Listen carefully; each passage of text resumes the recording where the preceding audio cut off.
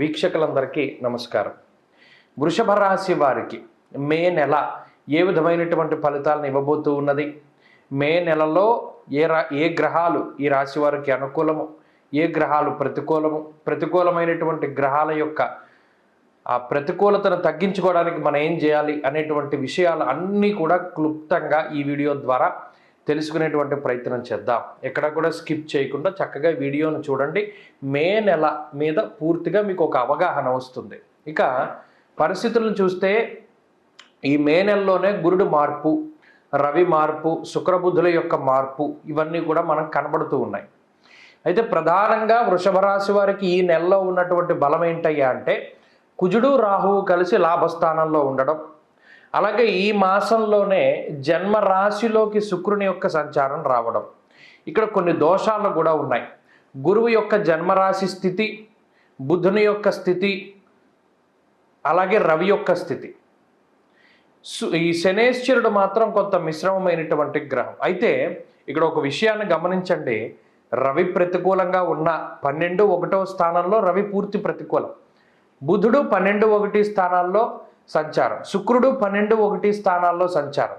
ఇలా ఎన్ని గ్రహాలు ప్రతికూలంగా ఉన్నా కూడా ఒక్క కుజరాహువుల యొక్క కలిసి ఉన్నటువంటి ఆ యుతి ఏదైతే ఉన్నదో అదే ఈ మాసంలో వృషభ రాశి వారిని అత్యంత ఉన్నతమైనటువంటి స్థాయిలోకి తీసుకువెళుతుంది. ఎందుకంటే క్రూరో బలీచేదృతే, ఉపచయ స్థానంలో క్రూరమైనటువంటి గ్రహాల యొక్క కలయిక చాలా బలమైనటువంటి ఫలితాన్ని ఇస్తుంది అన్నాడు. అందువల్ల లాభస్థానంలో కుజుడు ఉండడం, లాభస్థానగతే భౌమౌ చాలా విశేషమైనటువంటి ఫలితాలను చెప్పారు. సంతోషమర్ధలాభశ్చ, సంతోషము అర్ధలాభము, ధైర్యమేకాదశగతే కుజే. అలాగే లాభస్థానంలో రాహువుకి కూడా చాలా గొప్ప ఫలితాలను చెప్పడం జరిగింది గోచారవశాత్తు. అయితే ఇక్కడ ఈ మాసం కనుక చూస్తే 15వ తారీఖు వరకు రవి యొక్క సంచారం 12వ ఇంట్లోనూ, 15వ తారీఖు తర్వాత జన్మరాశిలోనూ ఉంటుంది. 20వ తారీఖుల గాయతూ శుక్రుడు వృషభ రాశిలో సంచారం చేస్తారు. అనగా మీ రాశ్యాధిపతి మీ రాశిలోనే సంచారం చేస్తారు. ఇక్కడ ఈ గ్రహస్థితిని ఎందుకు మనం మాటిమాటికి చెప్పుకోవాలి అంటే ఏ గ్రహాల వల్ల ఏ అనుకూలత వస్తుంది. కుజుడు రాహువు 12వ స్థానంలో ఉండడం వల్ల చాలా గొప్ప ఆలోచనలు కలుగుతాయి. మరీ ముఖ్యంగా భూ సంబంధమైనటువంటి లావాదేవీలు, గత కొద్ది కాలంగా ఏదైనా వంశపారంపర్యంగా వస్తున్నటువంటి ఆస్తుపాస్తుల్లో తగాదాలున్నా, లేదా మీరు కొత్తగా ఏదైనా ఇల్లు కట్టుకోవాలి, స్థలం కొనుక్కోవాలి అనేటువంటి ఆలోచనలో ఉన్నా, ఇలా భూ సంబంధమైనటువంటి లావాదేవీలు కానీ, లేదా ఈ ఇల్లుకి సంబంధించినటువంటి విషయాలు ఏవైతే ఆగిపోయి ఇబ్బంది పెడుతూ ఉన్నాయో అవన్నీ కూడా ముందుకు వెళ్ళడానికి అవకాశం ఉంటుంది. ఇక లాభస్థానంలో ఈ కుజరాహువులు కలిసి ఉండడం వల్ల గతంలో నష్టపోయినటువంటి ధనాన్ని, ద్రవ్యాన్ని, అవకాశాలని తిరిగి సంపాదించుకునేటువంటి ప్రయత్నం చేస్తారు. మంచిగా నష్టపోయినటువంటి ద్రవ్యం తిరిగి సంప్రాప్తం అవుతుంది కూడాను. అలాగే ధనలాభము, ఆరోగ్య లాభము, అర్ధలాభము, యశస్సు అనగా కీర్తి ప్రతిష్టలు, పదవీ యోగానికి కూడా కుజరాహువులు కలిసి ఉండడం అన్నది అదృష్టం.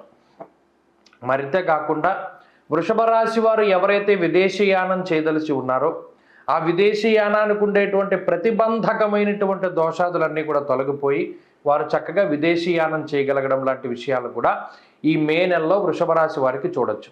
మరి మిగతా గ్రహాల తాలూకు ప్రతికూలతలను దృష్టిలో పెట్టుకున్నప్పుడు స్వస్థాన నాశనం చేయవా బంధురోగో ధనక్షయం దేహార్తి చిత్త సంతాప అన్నది శాస్త్రం. అనగా 12-1 స్థానాల్లో రవి, బుధ, శుక్ర గ్రహాలు ఈ 3, అలాగే గురుడు జన్మరాశిలో సంచారం చేస్తూ ఉన్నారు. కాబట్టి అక్కడ వృషభ రాశిలోనే గురుగ్రహం, బుధగ్రహం, శుక్రగ్రహం, రవిగ్రహం, చంద్రగ్రహం వెలసి పంచగ్రహ కూటమి కూడా పడుతూ ఉన్నది. అందువల్ల ఏంటి అంటే ఇది శరీరం మీద కొంత బర్డెన్ అవుతుంది, అనగా కొంత మానసికమైనటువంటి ఒత్తిడి ఉంటుంది.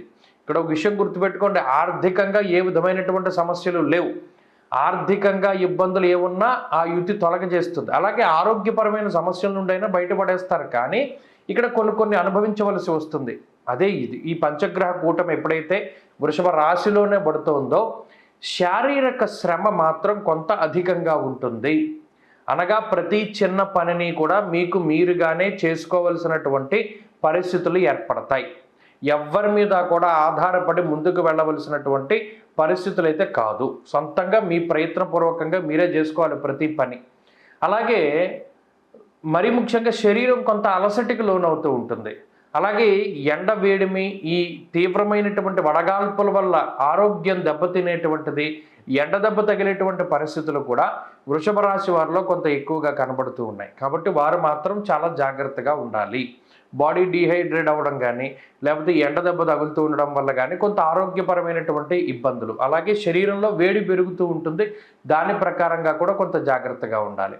అలాగే ముఖ్యంగా మే నెలలో తీసుకునేటువంటి నిర్ణయాల పట్ల కూడా చాలా జాగ్రత్తగా ఉండాలి. ఎందుకంటే ఈ మే నెలలో ఈ పంచగ్రహ కూటమి ఎప్పుడైతే వృషభ రాశి యందు ఏర్పడుతుందో దానివల్ల కొంత అసంబద్ధమైనటువంటి నిర్ణయాలు, అంటే మీకు ఇష్టం లేకపోయినా కూడా కొంతమంది యొక్క ప్రమేయం వల్ల, కొంతమంది యొక్క ఒత్తిడి వల్ల మీరు నిర్ణయాలు ఏవైతే తీసుకుంటూ ఉన్నారో ఆ నిర్ణయాల వల్ల భవిష్యత్తులో ఇబ్బంది పడేటువంటి పరిస్థితులు వస్తాయి. కాబట్టి బలవంతంగా మిమ్మల్ని ఏ విషయంలోనైనా ఒప్పించేటువంటి ప్రయత్నం చేస్తే వాటిని ఒప్పుకోకండి. చాలా సున్నితంగా తిరస్కరిస్తూ ఉండండి.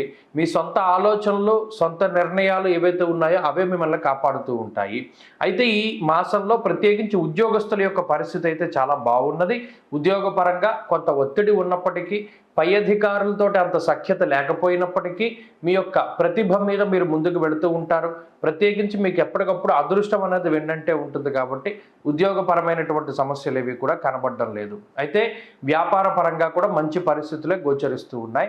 విద్యార్థులకి గ్రహగతులు పూర్తిగా అనుకూలంగా గోచరిస్తూ ఉన్నాయి.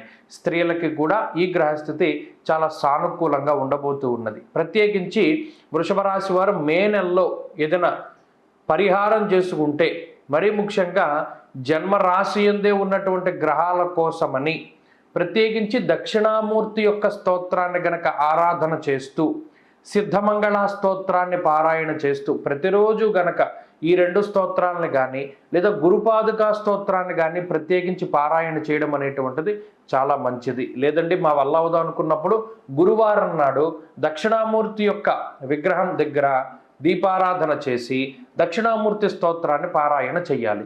లేదా దత్తాత్రేయ స్వామి వారి యొక్క ఆలయానికి వెళ్ళి దీపారాధన చేసి సిద్ధమంగళ స్తోత్రాన్ని పారాయణ చెయ్యాలి. ఇలా చేసినట్టయితే వృషభ రాశి వారు మే నెలలో మంచి ఫలితాలను పొందగలుగుతారు. ప్రత్యేకించి ఆదిత్య హృదయ స్తోత్ర పారాయణ కూడా ప్రతిరోజు మంచి ఫలితాలను ఇస్తుంది, ఆరోగ్యాన్ని ప్రసాదిస్తుంది. స్వస్తి.